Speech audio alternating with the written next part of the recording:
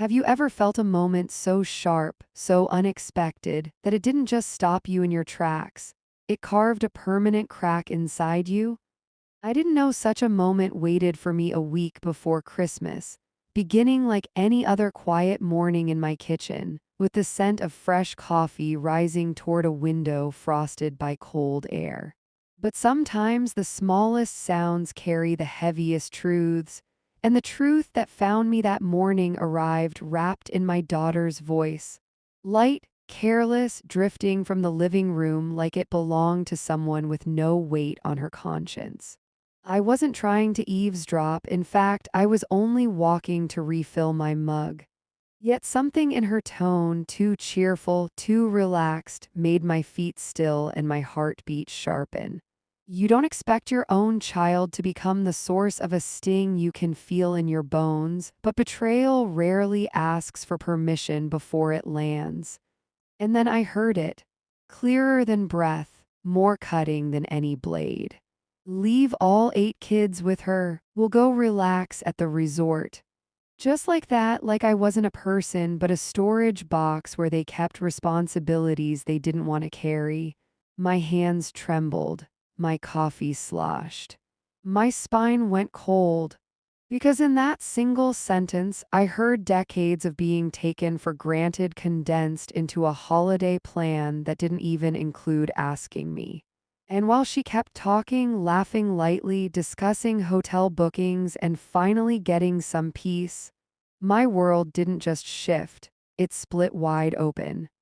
A strange kind of silence filled me then, not the peaceful kind, but the kind that follows an injury you're only beginning to feel. I moved back slowly, quietly, as if stepping away from something poisonous. And the worst part wasn't her words, it was the truth behind them. This wasn't new. This wasn't accidental. This was the reality I had accepted for years without protest. But something about hearing it spoken openly, casually, with the confidence of someone who believed I existed solely to absorb the burdens of others, that was the moment something inside me finally whispered. Enough, yet even as that whisper formed, another voice rose, one I had listened to for far too long. The voice that said, "Don't make a scene, don't say anything, just do what they need." But what about what I needed? When had that ever mattered? I stepped into my bedroom, shutting the door softly, almost reverently, like sealing myself into a sanctuary I didn't know I still had. And as I sat on the edge of my bed, I could feel every memory press against me. Christmases where I cooked until my legs ached, nights spent babysitting while they celebrated, birthdays they forgot, illnesses I faced alone. I had become a background character in a life I had built with my own hands. A caretaker. A backup plan, a dependable shadow. And shadows aren't meant to have feelings, are they? They're just there, present, useful, silent. But that morning, the shadow finally felt the sun, and the warmth didn't soothe, it exposed. I stood, walked to my closet, and stared at the gift bags lined neatly on the shelf. 8 gifts, chosen over months with love and sacrifice. More than $1,200 spent from a pension stretched thin. And downstairs, a receipt for a $900 Christmas dinner I had prepaid for a family that wasn't even planning to spend Christmas with me. That realization didn't break me, it clarified me. Because love should never feel like debt, yet somehow mine always had. So I made a decision not out of anger but out of awakening. A quiet rebellion, a reclaiming. I would not play the role they wrote for me anymore. I canceled the dinner, the refund processed. The gifts returned one by one. With each item handed back, I felt a thread of obligation loosen around my heart. And by the time I dropped the last unreturnable toy into a donation box, something astonishing happened. I could breathe. That night I called Paula, my friend of 30 years. And when she answered, her voice warm and familiar, I didn't confess pain, I announced freedom. "Is your Christmas invitation still open?" I asked. She didn't hesitate. "Pack your bags?" And for the first time in more than 40 years, I packed for myself, not for a family gathering I would be hosting, not for children who needed me, not for grandchildren whose parents assumed I'd handle everything. I packed because I wanted to. But here's the real hook, the part most people don't expect. Even as I zipped up that suitcase, even as I prepared to walk into a new kind of life, a part of me wondered something dangerous. If I stopped being useful, would my own children even notice I was gone? And the answer was waiting, sharp and merciless, just around the corner. What happens when a woman who has always been available suddenly disappears from everyone's plans? Some families worry. Mine reacted very differently, and that's when the real story begins. Have you ever gone an entire lifetime believing that love meant endurance, that the more you tolerated, the deeper your family bond became? Yet sometimes, the moment you stop tolerating is the moment you finally learn what your place truly was.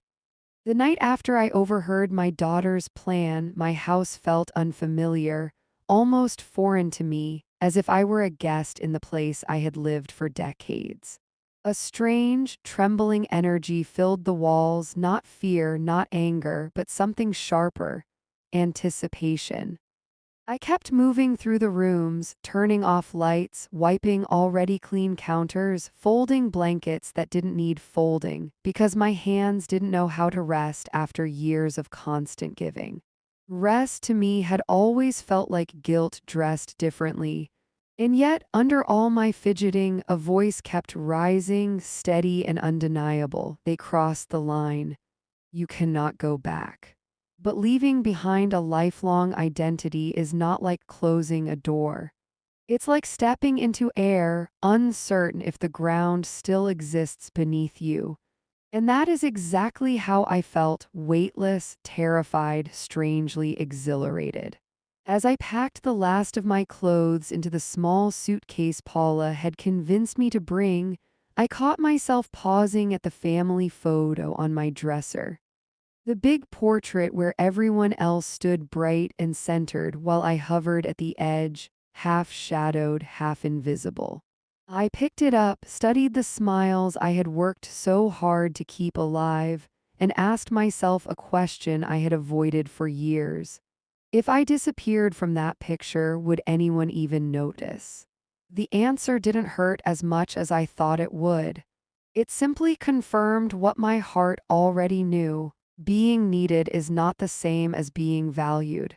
Being present is not the same as being seen. In being loved well, maybe I had mistaken dependence for affection all along.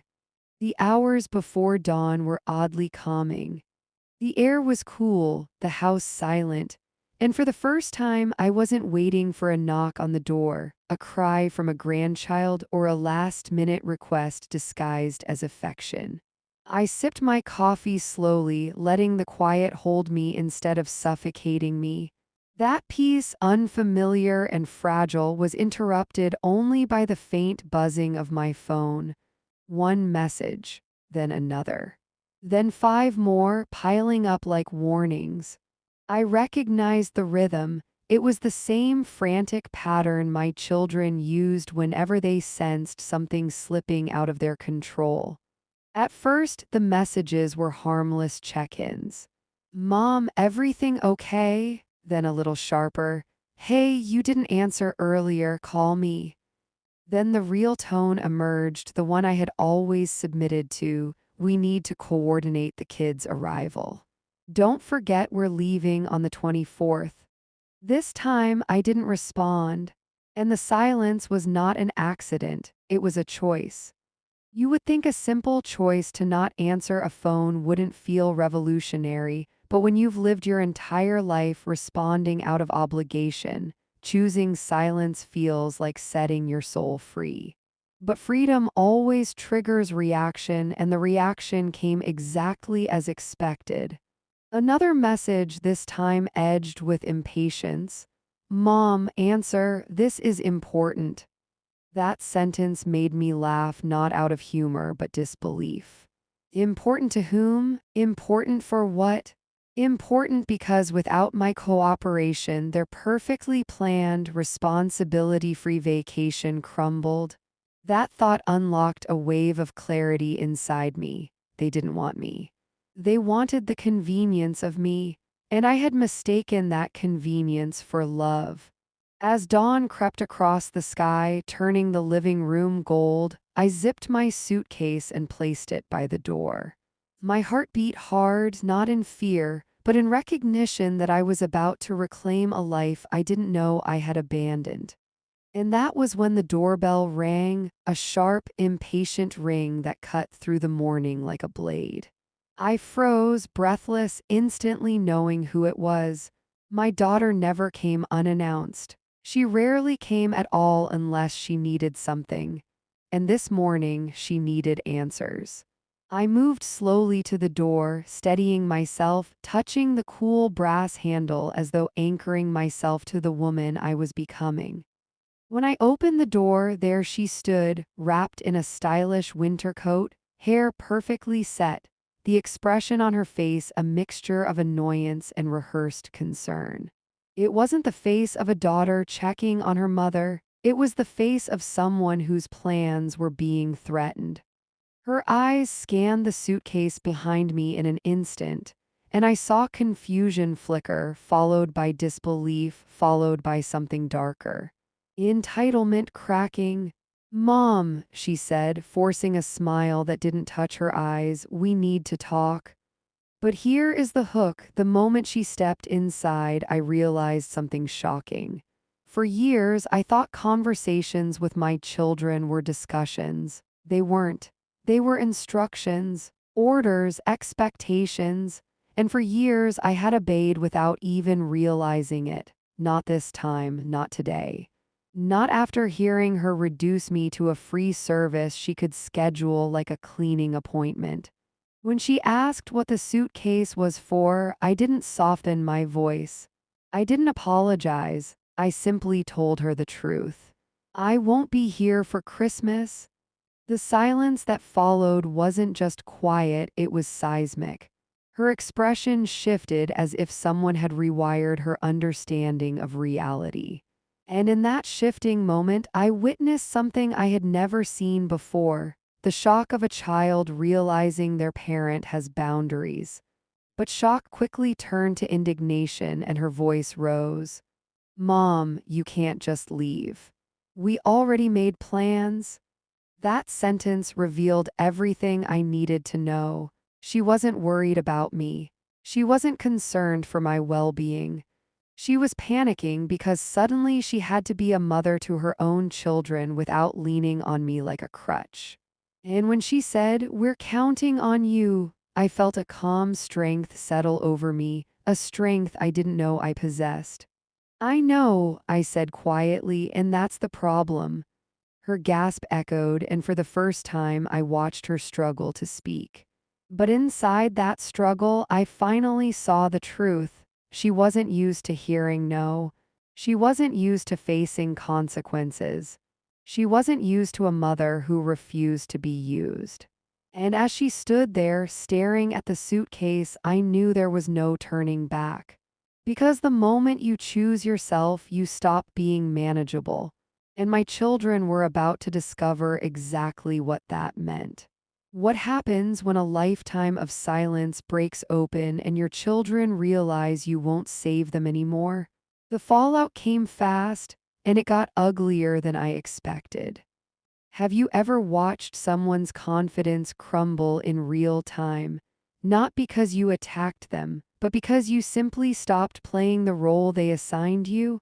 That's exactly what I saw on Amanda's face after I told her I wouldn't be home for Christmas. The indignation, the confusion, the disbelief, every expression flickered across her features like a child being told the playground was closed forever. For years, I had heard people say that the moment you stop enabling others, their true character surfaces. I didn't understand the truth of that until that morning. Because as my daughter's shock deepened, something unsettling began to emerge. This wasn't hurt. This was panic disguised as concern. And panic, when mixed with entitlement, becomes a storm. She stepped farther into the living room without waiting for my invitation, her heels clicking sharply on the floor as though trying to reassert control with every step. Her eyes darted around, landing once more on the suitcase beside the couch. "Mom," she said, lowering her voice as if I were the one being unreasonable, "you're not thinking this through. What about the kids? What are they going to do?" There it was, the hook, the guilt trap, the lever she had always used to keep me in place. But something in me had changed. Guilt didn't work the same way anymore. I had heard her say I had nothing else to do anyway. She had already declared my life empty enough to fill with her responsibilities. And once you hear that truth, you can't unhear it. I took a slow breath, letting the silence stretch long enough for her discomfort to grow. "Amanda," I said softly, "your children have two capable parents. They will do exactly what every other child does: spend Christmas with their mother and father." She blinked, as if unable to process the idea. "But we already booked the hotel," she snapped, sounding more like someone whose vacation was endangered than a mother worried about her kids. And here is the painful, unfiltered truth. It wasn't the children she was worried about. It was the inconvenience, the disruption, the loss of her easy, reliable solution. Me. Her voice grew sharper, laced with accusation. "You're being dramatic. This is just a small trip. Why are you making everything difficult?" The irony almost made me laugh. For decades, I had rearranged my life to make their lives easier. I had canceled plans, sacrificed sleep, managed my tiny pension just to give my grandchildren magical holidays. And yet here she was, calling me dramatic for wanting a single Christmas for myself. It was astonishing how people rewrite history when it serves them. Just as I started to respond, her phone buzzed in her hand. She glanced at the screen and her entire posture changed, rigid, bracing, like someone preparing for backup. "It's Robert," she muttered, and without waiting for permission, she tapped the screen and put him on speaker. His voice filled the room, annoyed and impatient. "Mom, what is going on? Amanda says you're refusing to take the kids." Refusing, as if I had been assigned a duty and was now derelict. The language alone exposed everything. "I'm going on a trip," I replied calmly, the firmness in my voice surprising even me. "I won't be here for Christmas." The silence that followed wasn't empty, it was charged tight, like the moment right before a lightning strike. And then it came. "Mom, you can't just do that," Robert snapped. "We're counting on you." The entitlement in their voices didn't even sound disguised anymore. It was raw, exposed, and astonishingly natural to them. I felt something inside me harden, not cruelty, not anger, but clarity. "I never agreed to any of this," I said. "None of you asked me. You planned your vacations as if I were a babysitter on payroll." Amanda huffed angrily beside me. "That's not true," she argued, but her voice lacked conviction and she knew it. They both knew it. Yet instead of apologizing, instead of acknowledging the decades I had held their families together, their next instinct was to manipulate. "Mom," Robert said in a softer tone, the dangerous kind that hides a hook, "are you okay? Is someone influencing you? This isn't like you." That line nearly stole my breath away, because suddenly I understood. To them, the real me was the version they controlled.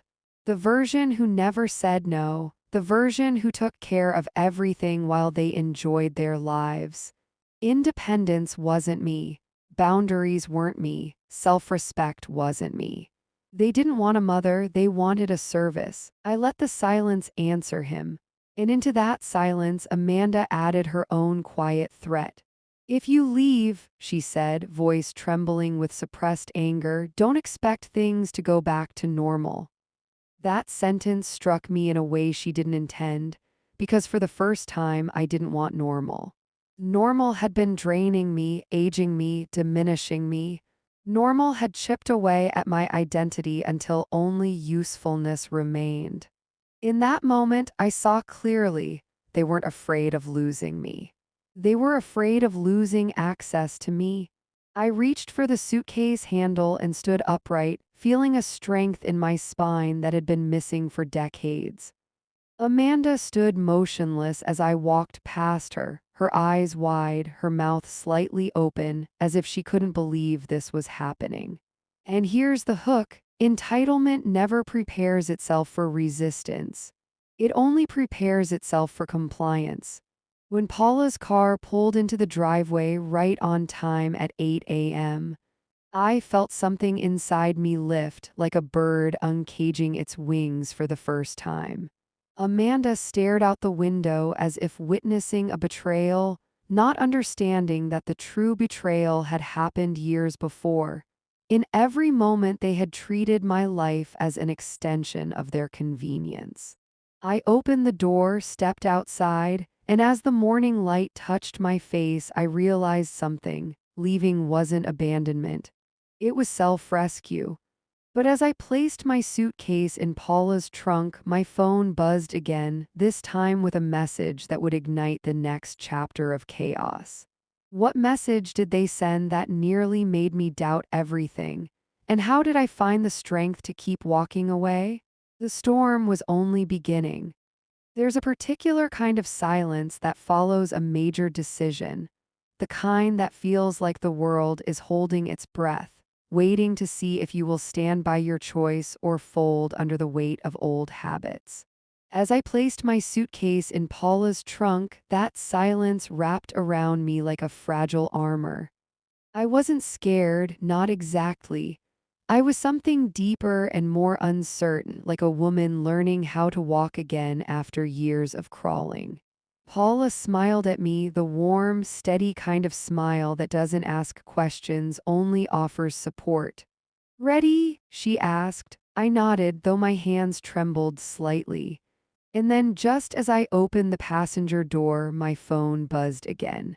That tiny vibration cut straight through my newfound resolve, slicing into the thin courage I'd gathered. I almost ignored it. Almost.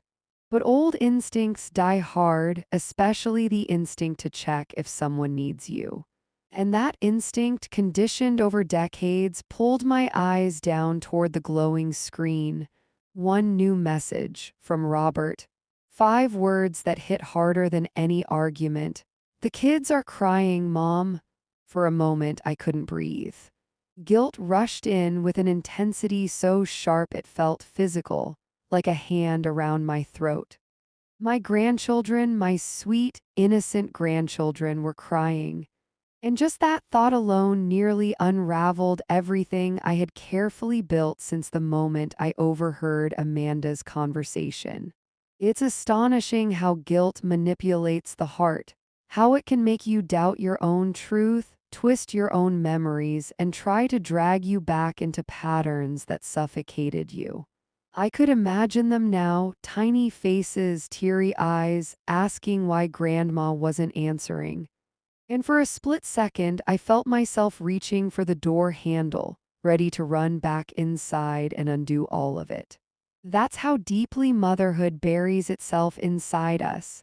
Even when our children are grown adults who should know better, the ghost of responsibility whispers lies in our ears.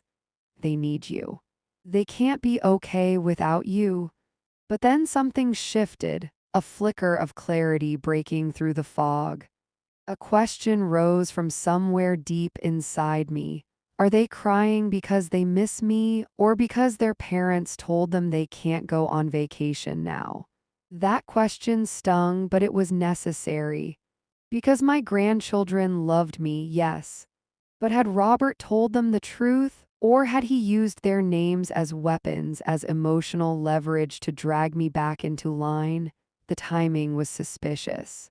Very suspicious. Why did the kids start crying exactly the moment Robert learned he'd have to take responsibility for them? Why hadn't he sent a video, a voice note, or even asked if I was okay? Because this wasn't concern. This was strategy. I read the message again and again.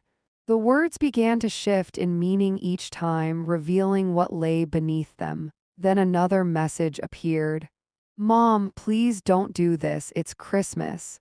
Not please take care of yourself. Not are you all right? Not we love you and want you to be happy. Just don't do this. Translation, don't ruin our plans.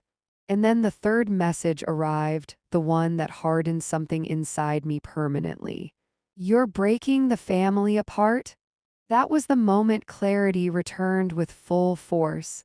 Because families don't break when one woman takes a vacation. Families break when love becomes a one-sided arrangement. Families break when children grow into adults who expect endless sacrifice without offering basic respect. Families break when the person holding everything together finally decides to stop bleeding for people who don't notice the wounds. My grip tightened around the phone, not in fear but in realization. Their panic wasn't proof of my importance. It was proof of their dependence. And dependence is not love. Paula watched me silently, her eyes understanding before I even spoke. Another message? She asked gently. I nodded. They're saying the kids are crying, I whispered, the guilt still clinging to the edges of my voice. Paula didn't rush to comfort me. She didn't tell me everything was okay or that the kids weren't crying. Instead, she asked the single question that sliced through the manipulation like a blade. And what about you, Celia? When you cried, who came for you? The answer rose instantly. A lifetime of memories answered for me. No one came, no one noticed. No one rearranged their plans, no one comforted me when I needed it most. I swallowed hard, the truth burning but liberating.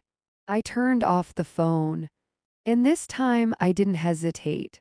As Paula started the car, a strange peace settled in my chest. Not serenity, not joy, but a grounding sense of finally stepping into my own life. The city blurred behind us as we drove, each passing mile loosening a rope that had been tied around me for decades. But with each mile, something else grew: fear. Not fear of consequences. Fear of discovering who I was outside the role of caregiver. Who was I if I wasn't useful? Who was I if I wasn't needed? These questions echoed in my mind, sharp and unrelenting. But beneath them, a quieter truth began to rise. I was someone worth choosing. I just never chose myself. As we reached the highway, the sun rising in soft pink streaks, I looked out the window and felt the first hint of emotional space I had tasted in years. A life beyond obligation. A version of me untethered from guilt. But before the relief could settle fully, my phone vibrated again, this time with a message from Amanda. I didn't look, but the preview flashed long enough for me to catch the first sentence. If you walk away, don't expect us to forgive you. Ah, forgiveness. As if I had committed the sin. As if choosing myself required repentance. I leaned back in the seat, inhaling slowly, feeling the heaviness lift. And just when I thought the messages were done, the final one illuminated the screen, a sentence that would ignite the next wave of chaos the moment I returned home. What did Amanda text that turned simple manipulation into a boiling family war? The real explosion was still ahead, and I hadn't even reached the beach yet. There are messages you read and forget, messages you read and smile at, and then there are messages that crack something open so violently inside you that they don't just hurt, they reveal. As Paula's car rolled farther from the city, the skyline shrinking behind us like a memory that never belonged to me, my phone buzzed again. I wasn't planning to look. I had already turned it off once, already told myself I wouldn't let their panic dictate my choices. But curiosity can be cruel, especially when old habits of caretaking whisper that one more message won't hurt. I flipped the phone over and there it was. A text so sharp it felt like someone had reached through the screen and pressed a thumb against an open wound. You're abandoning your family. Don't bother coming back if you walk away today. For a moment, my breath simply stopped. Abandoning my family? I had spent my entire life doing the opposite. I had abandoned myself to take care of them. I had abandoned dreams, plans, sleep, health, happiness, anything and everything that made me human just to be what they needed. And now, the first time I didn't bend toward them, the first time I didn't fold myself into the shape they expected, they called it abandonment. It was almost laughable, the hypocrisy so bitter it tasted metallic on my tongue. But beneath the initial shock came something else, something darker, a realization that they truly believed it. They believed my entire existence was a service they had been entitled to. They believed that saying no, even once, was betrayal. They believed that love and obedience were the same thing. Paula glanced over as the expression drained from my face. "What is it?" she asked, though the tension in my jaw probably told her already. I handed her the phone, unable to find the words. She read the message and the look on her face changed, not pity, not anger, but a deep, aching sadness. "Oh, Celia," she whispered, "they don't see you, they've never seen you." That sentence hollowed me out because she was right. My children saw my hands, my time, my help, my labor, but not me. They saw the woman who babysat, cooked, cleaned, paid, supported, softened, accommodated. But they had never bothered to see the woman behind those actions. The human, the mother, the person, and if I was honest, I had made it easy for them. When you erase yourself long enough, the world forgets you ever existed. I closed my eyes, letting the hum of the road lull my spiraling thoughts. But the words "don't bother coming back" kept echoing like a cruel chant. Would they really mean it? Would they really cut me off not because I hurt them, but because I dared to stop being useful? The painful answer whispered itself into my chest. Yes, they were capable of it. Because my absence didn't threaten the family, it threatened their comfort, their routine, their luxury, their ability to escape responsibility whenever they wanted. And people don't fight that hard unless they're losing something they depended on. As the highway curved toward open fields, Paula rested a hand lightly on mine.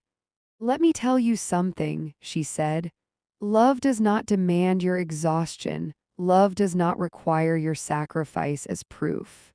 Love certainly does not punish you for choosing yourself." I wanted to believe her, truly, but years of conditioning don't crumble in a single morning. My heart still ached with guilt, still pulsed with that fear of being unloved, unwanted, cast aside. But Paula wasn't done. "You didn't abandon your family," she said firmly. "You abandoned the version of yourself they used to benefit from, and that version was killing you slowly." Her words sank deep. Because I had felt it year after year, holiday after holiday, obligation after obligation, the slow erosion of who I was. My joy, my energy, my identity, all slipping through my fingers while I held everyone else together. And now that I had finally set myself down, finally placed myself gently into my own hands, my children mistook it for betrayal. It was a sobering truth. When you stop enabling someone, the first thing they accuse you of is cruelty. We drove for another hour before stopping at a small roadside cafe. The kind with old wooden benches and a chalkboard menu that never changed. We sat by the window, the quiet clatter of dishes filling the air. I watched cars pass on the road, each one carrying someone with a destination, a purpose, a life. And then it hit me. For the first time in decades, I had a destination that was mine, a purpose that wasn't tied to anyone else, a life that was finally beginning to belong to me. But just as that flicker of peace warmed me, my phone lit up again on the table. Another message, not from Amanda, not from Robert, this time from Lucy, my daughter-in-law. The one who usually stayed quiet, stayed polite, stayed neutral. My heartbeat quickened. If she was reaching out, something had shifted. I hesitated before opening it, bracing myself for the worst. And when I finally slid my thumb across the screen, I saw a sentence that stunned me more than the threats had. "Celia, I'm sorry. I didn't know they were planning to leave all 5 kids with you." That single apology cracked something open inside me, not pain this time, but recognition. Someone finally saw the wrongness. Someone understood the weight. Someone acknowledged that I had been taken advantage of. But even as relief washed over me, the next part of her message turned my stomach cold.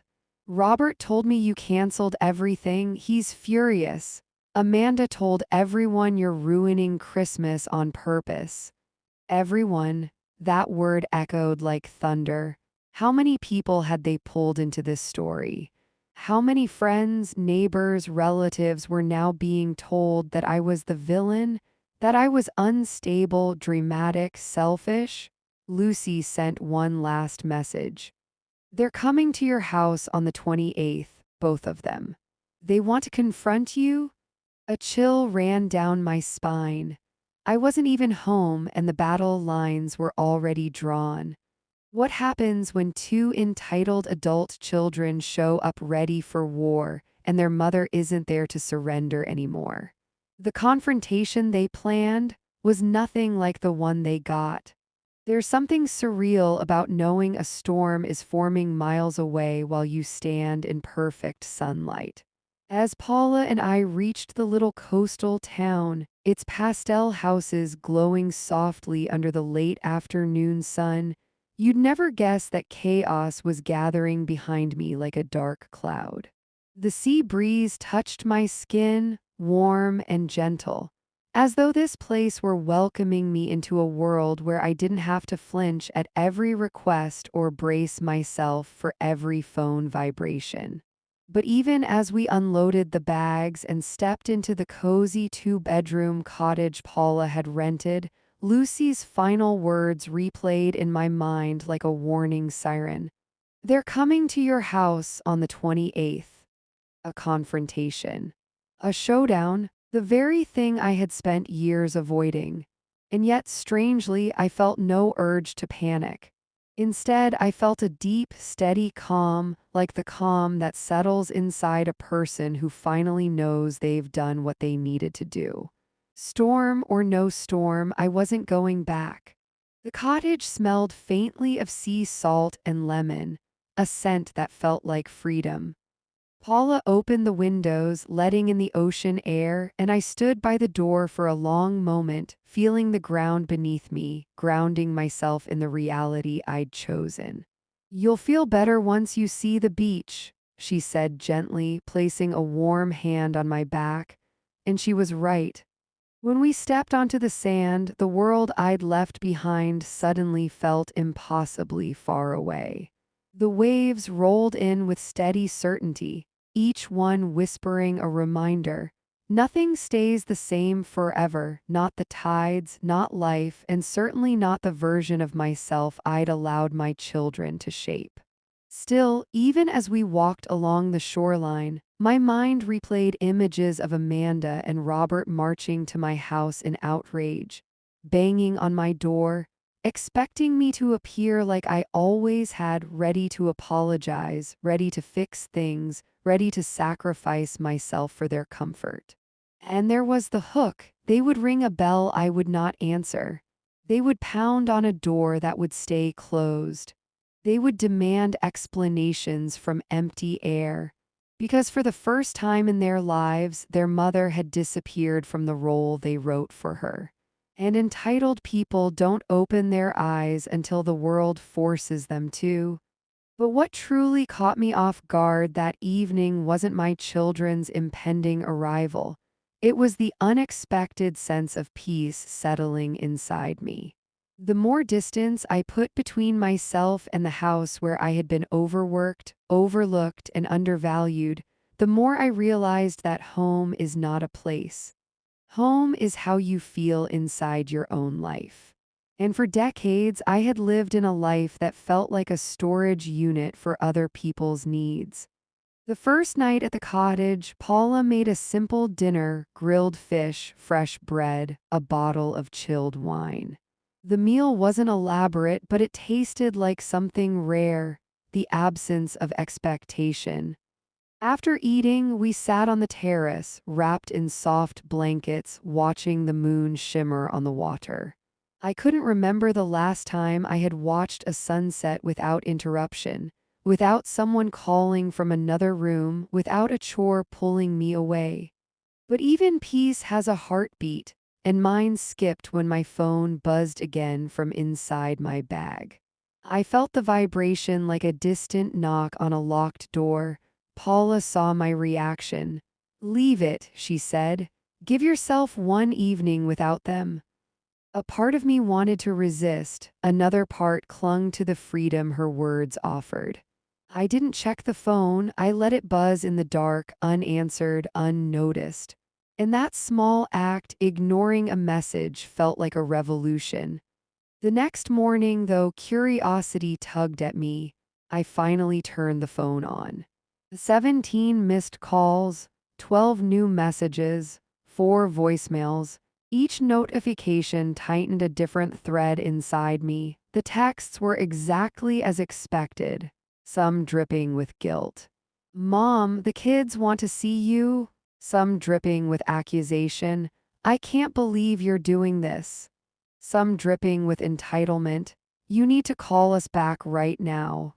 But one message stood out: Amanda's latest attempt to rewrite history. "Everyone thinks you're being childish. We told them you're having one of your episodes again." Episodes. That word struck me like a slap. They weren't just painting me as selfish, they were painting me as unstable. It was astonishing how quickly people rewrite the narrative when you stop playing the character they assigned you. But beneath the anger, a new strength surged. If they wanted a confrontation, they would have to wait. I was no longer available on demand. On the 28th, the day of their grand arrival at my empty house, I imagined the scene with surprising clarity. Amanda's sharp knock echoing through the hallway, Robert pacing, muttering complaints. Their voices rising in frustration as they realized I wasn't hiding. I simply wasn't there. I pictured them peering through windows, calling my name, texting, threatening, accusing. I could practically hear Amanda's voice cracking under stress.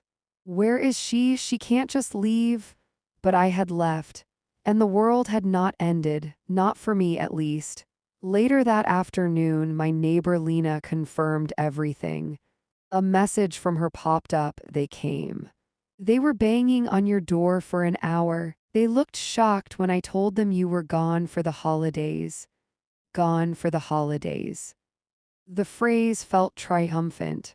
Then Lena added, "Amanda said they're waiting until you come back. They said they won't let this go." And that unexpectedly didn't scare me, because the woman they thought they could intimidate no longer existed. That night, as the waves crashed gently against the shore, Paula sat beside me. "They're losing their grip, Celia," she said softly. "When people lose control of someone they depended on, they don't react with gratitude. They react with desperation." I stared out at the dark water, realizing something staggering. Desperation isn't power. It's fear. But just when I thought the worst of it was over, my phone buzzed again with a message that changed the entire tone of the story. One that revealed just how far my children were willing to go to pull me back into their orbit. What did they threaten next? And how did a single voicemail expose the truth about everything I meant to them and everything I didn't? The next revelation would hurt, but it would also free me permanently. There are moments when truth doesn't arrive gently. It crashes, uninvited, into your life with the force of something you always suspected, but never dared to say aloud. That's exactly how the voicemail felt when I finally pressed play that evening, sitting on a wooden chair overlooking the sea. The sky was fading into lavender and gold, the tide rolling in like a slow exhale, but inside my chest something was tightening, bracing for the blow I knew was coming. My phone had been vibrating nonstop since the 28th, but I had refused to check anything beyond the text Lena sent about their failed house visit. Part of me believed that not listening would protect me somehow, that silence could shield me from whatever storm my children were brewing. But silence is only a pause, truth waits patiently behind it. And when I finally lifted the phone and opened the voicemail folder, I saw a new icon glowing there, one message, 1 minute and 30 seconds long from Amanda. The moment I tapped it, her voice filled the room, sharp, brittle, trembling not with sadness but with outrage. "Mom," she began, but the softness was fake, the kind of softness a person uses right before delivering something cruel. "I can't believe you're doing this, you're embarrassing us. Everyone is asking what happened and we're having to make excuses for you." That word, embarrassing, landed heavy. Not hurt, not worried, not confused, embarrassing. As if my absence was a stain on her image rather than a symptom of decades of being silently crushed. The voicemail continued, each sentence cutting deeper, not because of its cruelty, but because of its clarity. "If you wanted attention, you should have just said so. Instead, you ruined everyone's holiday. The kids are disappointed, our plans are ruined, and people are questioning your stability again." Again, that single word sliced through my chest. Again, so this wasn't the first time they had dismissed my boundaries as instability. This wasn't the first time they had told others I was having an episode. Suddenly, so many memories snapped into focus. The times friends seemed oddly distant, the pitied looks from acquaintances, the invitations that never came. Had my children been painting me as fragile for years, unreliable, dramatic, all because I occasionally dared to express hurt or exhaustion?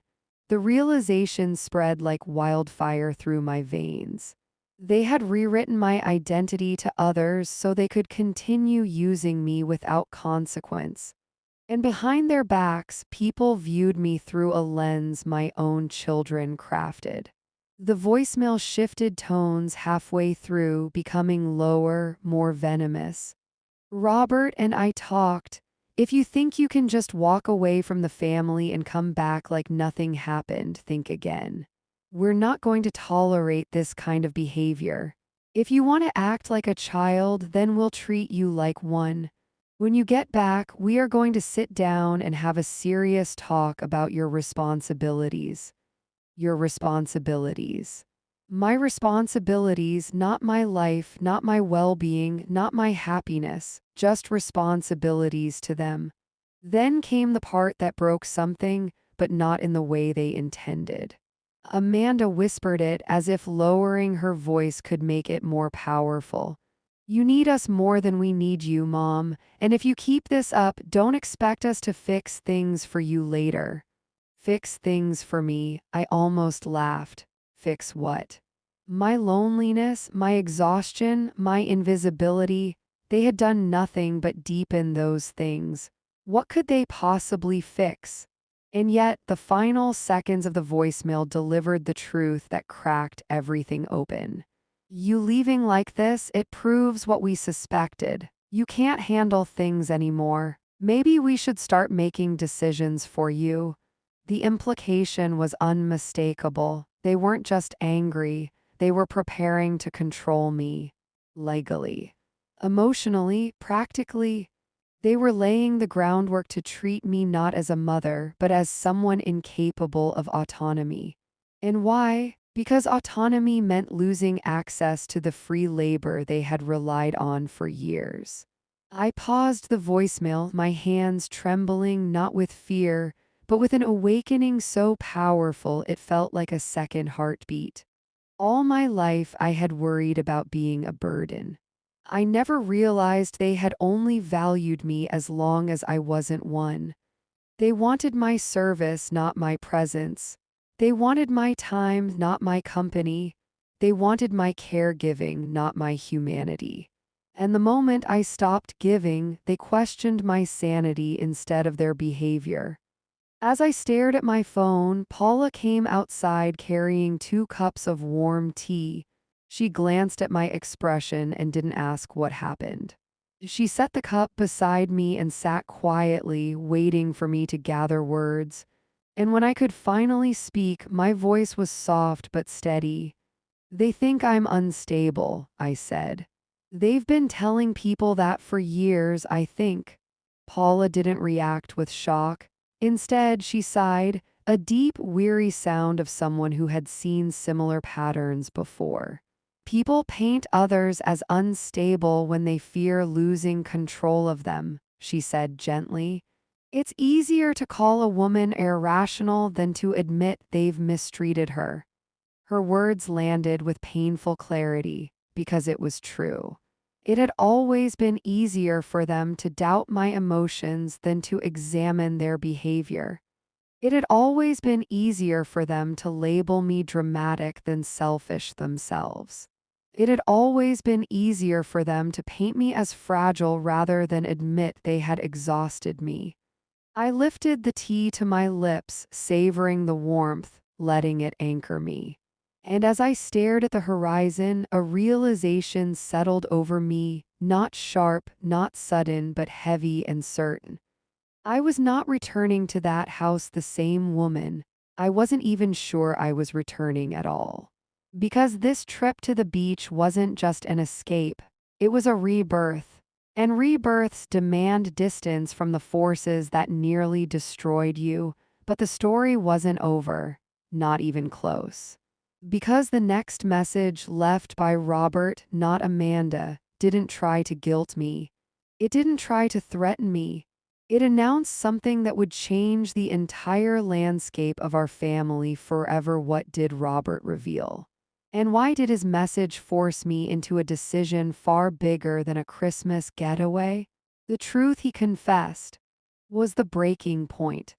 There are times when a single voice can pierce through every layer of denial you've ever built, times when the truth doesn't merely reveal itself, but detonates quietly, rearranging everything you thought you understood.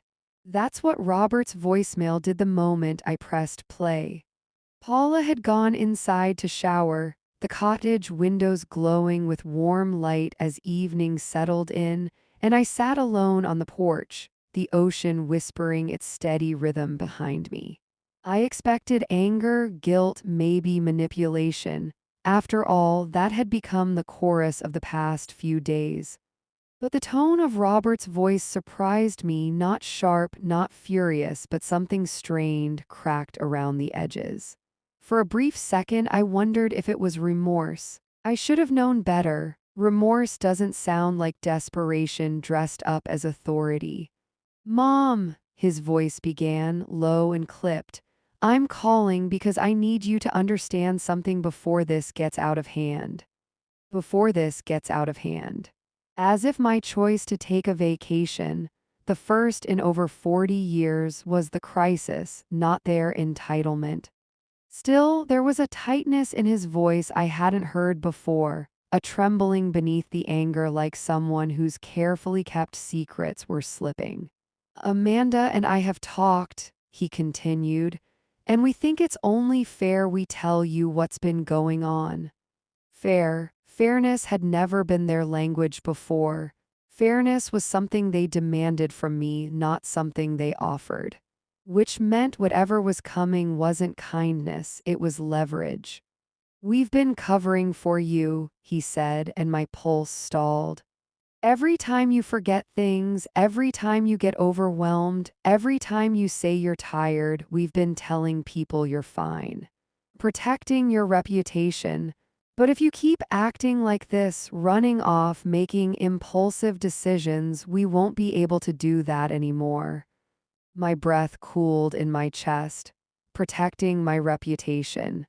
The same reputation they had undermined by calling me unstable, dramatic, unpredictable. The same reputation they exploited whenever they needed someone to babysit, cook, or fix the chaos they created. I could feel the lie twisting even before he said it. They weren't protecting me, they were protecting their dependence on me. "Mom," he said, voice tightening, "we're worried you're not acting like yourself. And if this continues, we may have to step in legally just to make sure you're safe." There it was, the threat I never expected from my own flesh and blood: legal control. The implication that I wasn't capable of making my own decisions, that I wasn't mentally sound, that my independence was a danger. I felt something in my stomach drop, a cold, heavy stone sinking deep. "We're not saying we want to do this," he continued, "but you're forcing our hand. If you want us to back off, come home. Stop this nonsense. Take responsibility the way you always have. Responsibility, always responsibility. Never affection, never partnership, never appreciation, just responsibility." But beneath the threat, another truth flickered through, unintended but unmistakable. They weren't doing well. Their lives were more tangled, more fragile than they ever admitted. Their financial stability had cracks. Their marriages had fractures. Their emotional worlds were unstable. And who had they relied on to patch every hole? Me, not a therapist. Not a partner, not themselves. Me. And now, without me available on demand, the cracks in their lives were widening fast. Their threats weren't about my well-being, they were about their fear of being exposed, their fear of responsibility, their fear of facing the consequences of the choices they'd been outsourcing to me for years. But the voicemail wasn't over. There was a pause, a shuffling sound, and then Robert spoke in a quieter voice, too quiet, too deliberate. "There's something else," he said. "Something you should know before you do anything stupid." My spine tensed. The ocean hummed behind me, but my mind was miles away. "If you don't come back," he said, "we're telling everyone what really happened last year with Dad." The words hit with the force of a wave slamming into rock. Last year with Dad. A memory so painful, so buried, it pulsed like an old wound reopening. My heart clenched, because he knew exactly what he was doing. He was digging into the deepest part of my grief, using it as leverage. And that was the moment everything sharpened into brutal clarity. My children were no longer trying to guilt me. They were trying to control me through fear, through shame, through weaponized grief. They were crossing lines I never thought they would cross, lines that should have been sacred, untouchable. The kind of lines that expose someone's character more than any argument could. Tears pricked my eyes not because I felt weak, but because I finally understood the depth of the dynamic I had endured for decades. This wasn't disappointment. This wasn't frustration. This wasn't even manipulation anymore. This was coercion. This was emotional captivity, and they expected me to step willingly back into the cage. I replayed the final seconds of Robert's message, each word heavy as stone. "You know people don't know the whole story, Mom. And if you keep behaving like this, we won't keep protecting you. Come home or the narrative changes." Narrative. A neat word for rewriting history. A neat way to say, do what we want, or we'll twist the truth about your marriage, your grief, your past. It wasn't just an attack, it was a betrayal that cut through every vein of trust I had left. For a long moment, I simply sat there, listening to the waves crashing in slow, ancient rhythms. And then something inside me, some old, dormant strength, rose like a tide. I wiped my face, inhaled deeply, and felt a strange clarity crystallize. They weren't fighting for me. They were fighting for control of me. And they were losing. Paula returned to the porch just as I locked my phone. She took one look at me and stopped in her tracks. "What happened?" she whispered. I didn't answer right away. I stared at the darkening sky, feeling my heartbeat steadying in a way it hadn't in years. Then I finally spoke. "They crossed another line," I said quietly. "And now they've forced me to make a decision I never thought I would." Because the truth was simple, terrifying, and liberating all at once. I couldn't go back, not to that house, not to that dynamic, not to a life designed by people who only valued the parts of me that served them.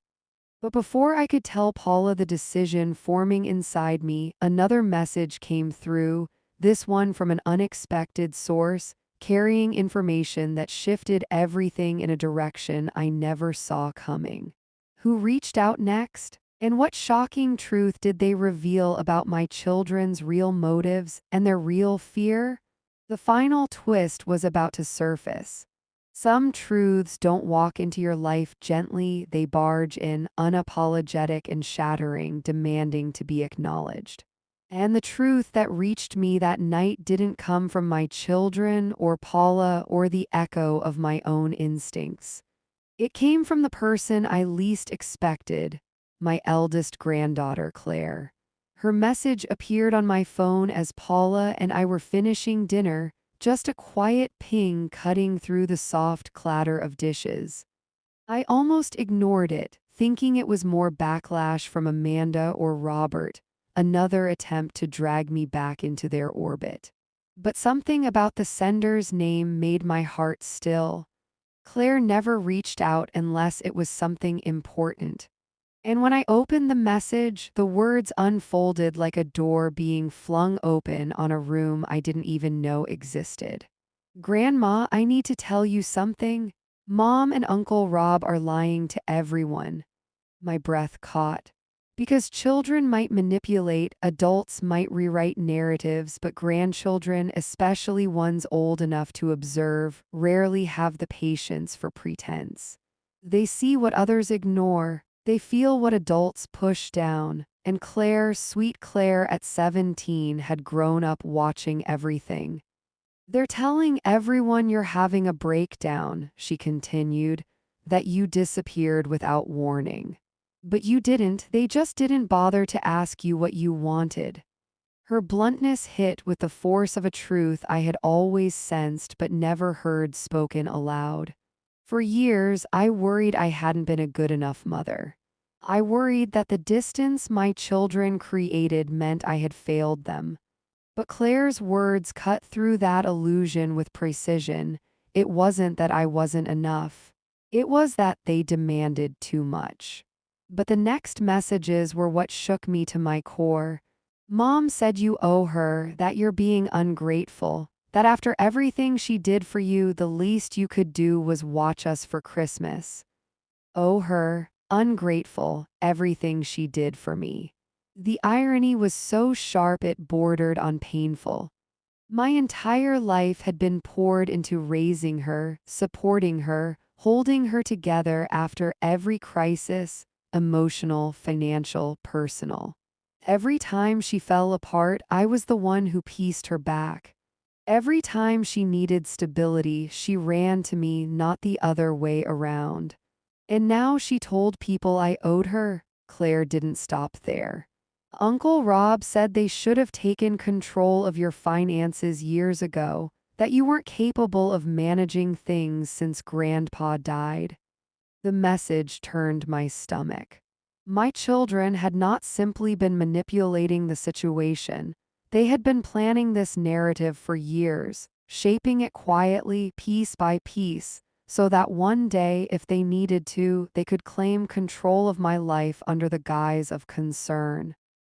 I could feel the air thicken around me, heavy with understanding. This wasn't an isolated holiday fight. This wasn't a moment of anger. This was a pattern. A long, deliberate pattern I had been too loyal, too trusting, too loving to see clearly. And then came the final blow, Claire's last message, the one that stripped every trace of denial from my heart. "Grandma, I heard them talking. Mom said they can't afford the resort anymore unless they use your Christmas money. And Uncle Rob said they needed you back home before they miss their work trip next month. They're not worried about you. They're worried about losing free babysitting and losing your savings." Savings.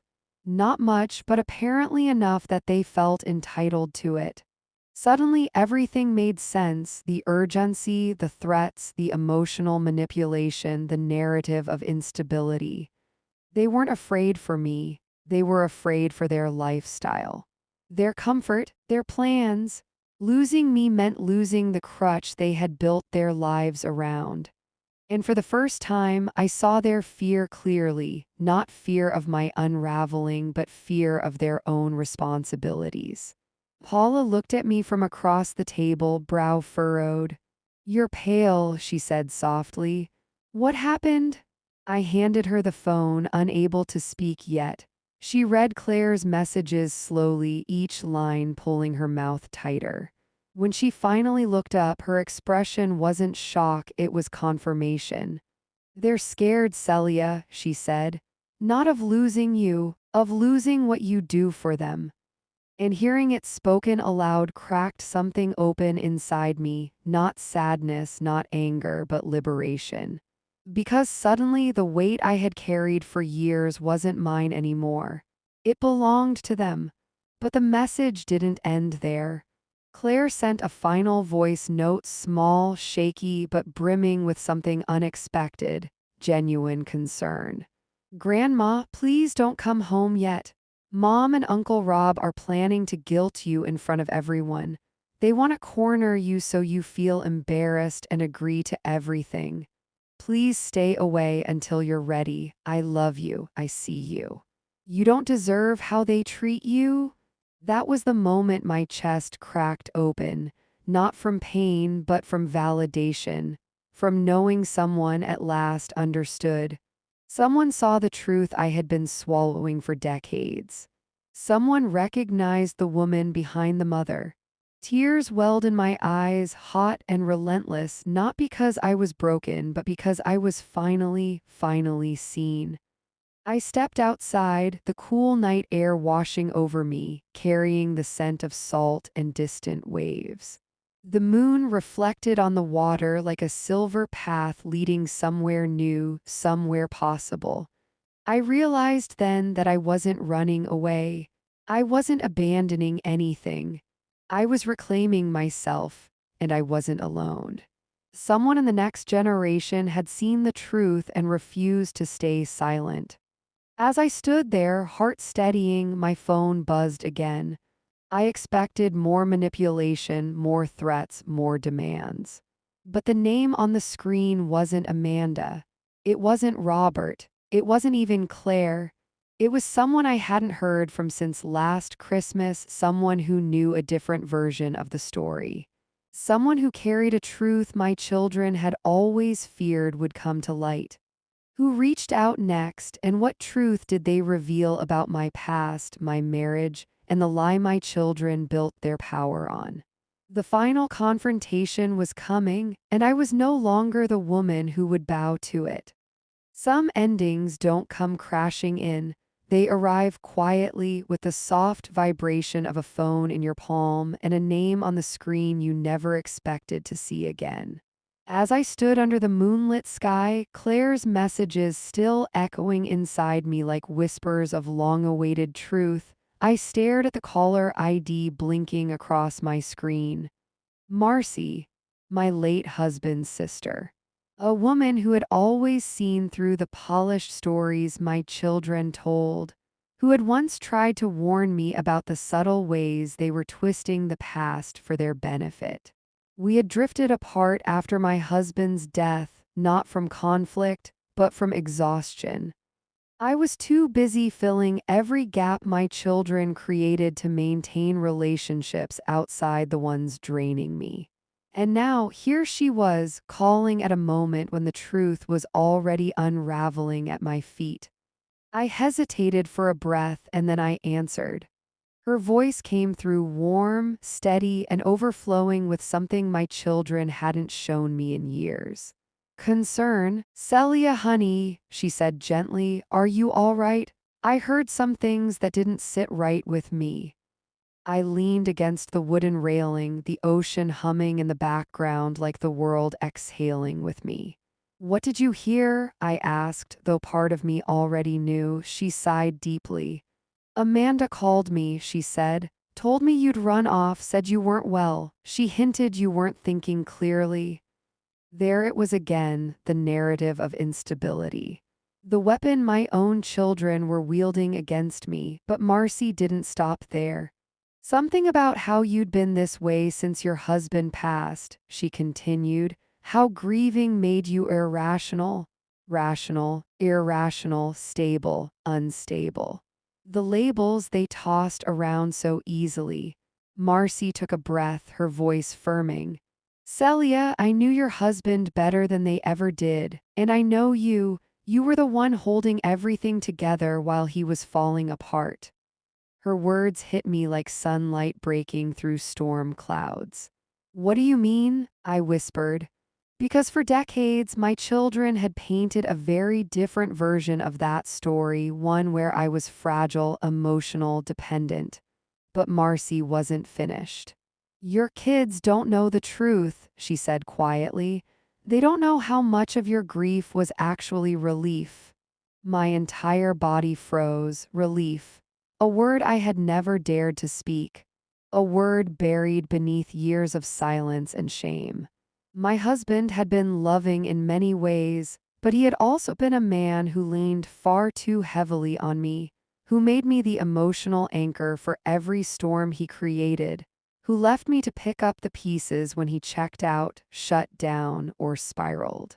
He hadn't been abusive, not in the obvious ways, but he had been absent in the moments I needed him most. I had been alone in that marriage long before I became alone in motherhood.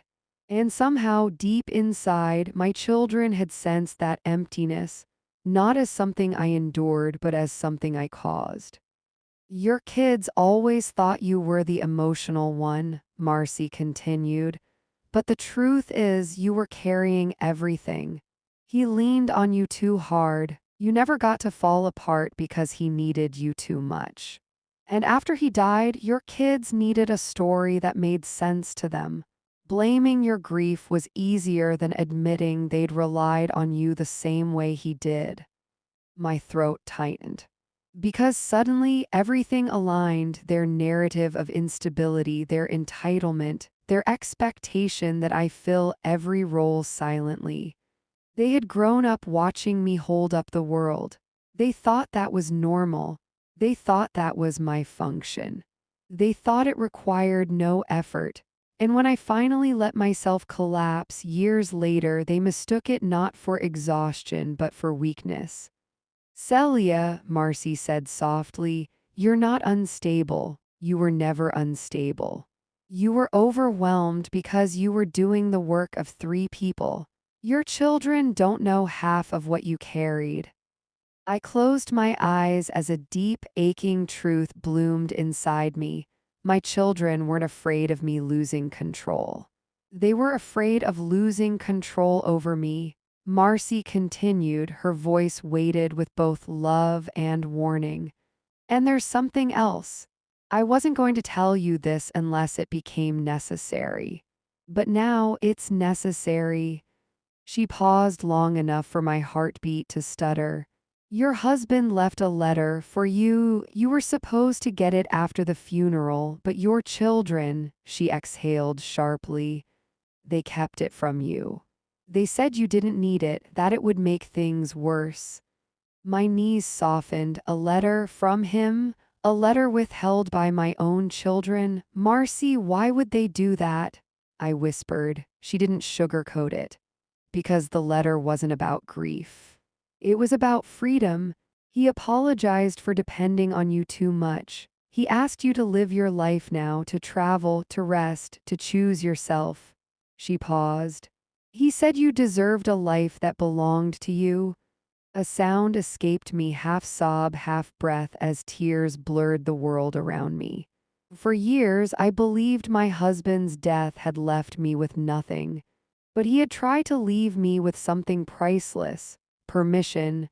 Permission to step out of the shadows. Permission to stop sacrificing. Permission to be myself. My children stole that from me. They hid it, twisted it, used my grief as a leash to pull me back into servitude. As that realization washed over me, something inside finally broke, not in pain, but in liberation. The chains I had worn for decades dissolved. I wasn't abandoning my children. I wasn't betraying anyone. I was carrying out the one wish my husband had left for me. I was choosing the life he wanted me to have. The life I should have had all along. Marcy's voice softened. Come stay with me after your trip if you want. We'll talk. We'll go through everything together. You don't have to face them alone. For the first time in years, I felt held, seen, supported. And I knew what I had to do. I would return home eventually, not to surrender, not to explain, not to justify, but to reclaim what was mine. My boundaries, my dignity, my freedom, my narrative. Because the truth, finally, fully revealed, had set me free. And for the first time in my entire life, Christmas felt exactly as it should. A beginning, not a burden.